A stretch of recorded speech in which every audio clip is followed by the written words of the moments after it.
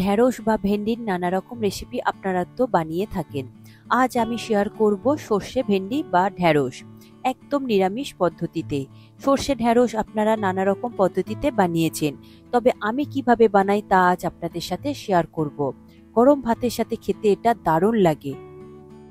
নমস্কার বন্ধুরা, কিচেন টেকনিকে আপনাদের সবাইকে স্বাগত। আমি মধুমিতা। আজ নিয়ে এসেছি একটা দারুণ স্বাদের রেসিপি, চলুন দেখে নেওয়া যাক।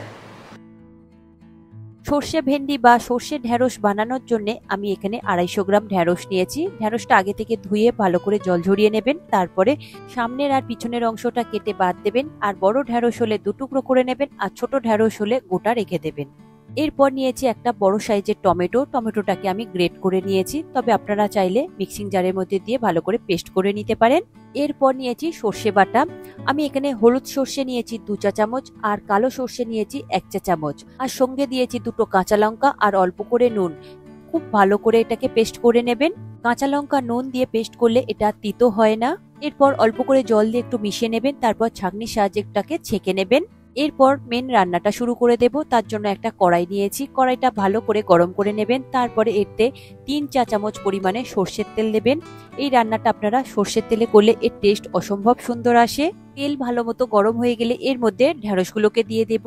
ঢেঁড়সগুলোকে দিয়ে খুব ভালো করে একটু হালকা লাল করে ভেজে নেবেন, তবে গ্যাসের ফ্লেমটাকে আপনারা হাইতে দিয়ে ভাজবেন, তা না হলে ঢেঁড়স থেকে কিন্তু জল ছেড়ে দেবে। আর ঢেঁড়সের মধ্যে যে পিচ্ছল ভাবটা রয়েছে সেটা পুরো ঢেঁড়সটাকে নরম করে দেবে, তখন আর কিন্তু সর্ষে ঢেঁড়স একদমই ভালো লাগবে না, খুব নরম হয়ে যাবে ঢেঁড়সগুলো।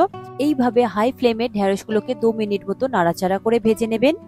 তবে এর মধ্যে কোনো নুন বা হলুদ দেবেন না, এতে করে ঢেঁড়সটাও কিন্তু জল ছেড়ে দেবে আর খুবই নরম হয়ে যাবে। ঢেঁড়স আমার ভাজা হয়ে গিয়েছে। এরপরে ঝাঁঝরির সাহায্যে আমি তেল থেকে তুলে নিয়ে একটা বোলের মধ্যে এটাকে রেখে দেব। এরপর ওই তেলের মধ্যে দিয়ে দেব 1 চা চামচ কালো জিরে। কালো জিরে দেওয়ার পর কয়েক সেকেন্ডের জন্য একটু নাড়াচাড়া করে ভেজে নেব। কালো জিরে ভাজা হয়ে গেলে এরপর এর মধ্যে দিয়ে দেবেন বেটে রাখা টমেটো বা গ্রেট করে রাখা টমেটো। টমেটো দেওয়ার পরে গ্যাসের ফ্লেমটাকে মিডিয়ামে করে দেবেন, দিয়ে খুব ভালো করে টমেটোর কাঁচা গন্ধ চলে যাওয়া পর্যন্ত কষিয়ে নেবেন। আর টমেটোটা দেখবেন কষানো হয়ে গেলে টমেটো থেকে তেলটাও ছেড়ে দেবে, আর টমেটোটা দেখবেন একটু দানা দানা হয়ে যাবে, ঠিক এই রকম। দেখুন টমেটো থেকে তেল ছেড়ে দিয়েছে। এরপর দিয়ে দেব স্বাদ অনুযায়ী নুন, আর দিয়ে দেব 1/2 চা চামচ হলুদ গুঁড়ো, দিয়ে দেব 1 চা চামচ কাঁচা লঙ্কা বাটা, তবে ঝালটা আপনারা নিজেদের টেস্ট অনুযায়ী দেবেন। আর দিয়ে দেব কালারের জন্য 1/2 চামচেরও একটু কম পরিমাণে কাশ্মীরি লঙ্কার গুঁড়ো। এরপর গ্যাসের ফ্লেমটাকে লোতে দিয়ে খুব ভালো করে কষিয়ে নেবেন। যতক্ষণ না মশলা থেকে তেলটা ছেড়ে দিচ্ছে ঠিক ততক্ষণ আপনারা কষিয়ে নেবেন। দেখবেন মশলাটা কত সুন্দর একটু দানা দানা হয়ে আসছে। মশলা কষানো হয়ে গিয়েছে। এরপর দিয়ে দেব ছেঁকে রাখা সর্ষে বাটা।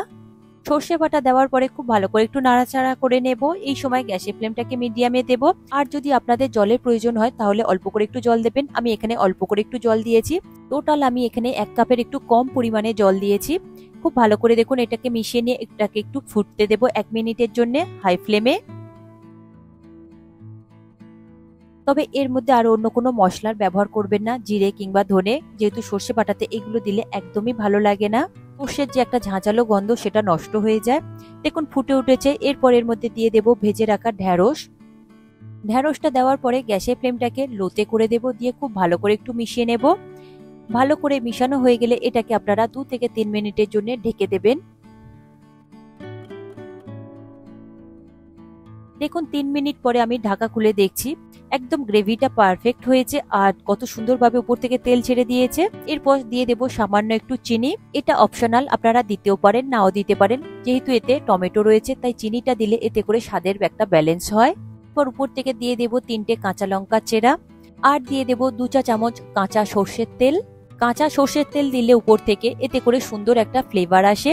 এরপরে ঢেকে দেবেন। গ্যাসের ফ্লেমটাকে বন্ধ করে এটাকে 5 মিনিটের জন্য রেস্টে রেখে দেবেন। 5 মিনিট পরে ঢাকা খুলে এটাকে আমি একটা বোলের মধ্যে সার্ভ করে নিচ্ছি। আপনারা এটা গরম ভাতের সাথে সার্ভ করবেন, খেতে অসম্ভব সুন্দর লাগে। এতে করে একটা সর্ষের যে ঝাঁঝালো গন্ধ রয়েছে সেটা অসম্ভব সুন্দর লাগে খেতে। আর আপনারা গ্রেভিটা এই রকমই রাখবেন, এর থেকে বেশি মোটা গ্রেভি করবেন না, ঠান্ডা হলে অনেকটাই ঘন হয়ে যাবে। আপনারা প্রতিটা স্টেপ আর টিপস ফলো করে এইভাবে একবার হলেও তৈরি করে নিন। খুব কম সময় ঝটপট এই রেসিপিটা তৈরি করে নেওয়া যায়, তবে খেতে কিন্তু অসম্ভব সুন্দর হয়। আপনারা বানিয়ে একবার হলেও খেয়ে দেখবেন, না হলে বুঝতেই পারবেন না। এই রকম সর্ষে ঢেঁড়স হলে ভাতের থালা পরিষ্কার হয়ে যাবে, অন্য কোনো পদের আর প্রয়োজনই পড়বে না। এতটাই টেস্টি হয়।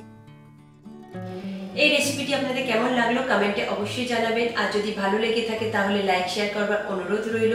সাথে এই রকম সব নিত্য নতুন রেসিপি পাওয়ার জন্য কিচেন টেকনিককে সাবস্ক্রাইব করে রাখবেন। আজ তাহলে এই পর্যন্ত, আবারও দেখা হবে অন্য কোনো রেসিপির সাথে। সবাই ভালো থাকবেন, সুস্থ থাকবেন, আর ভিডিওটি পুরো দেখার জন্য অসংখ্য ধন্যবাদ।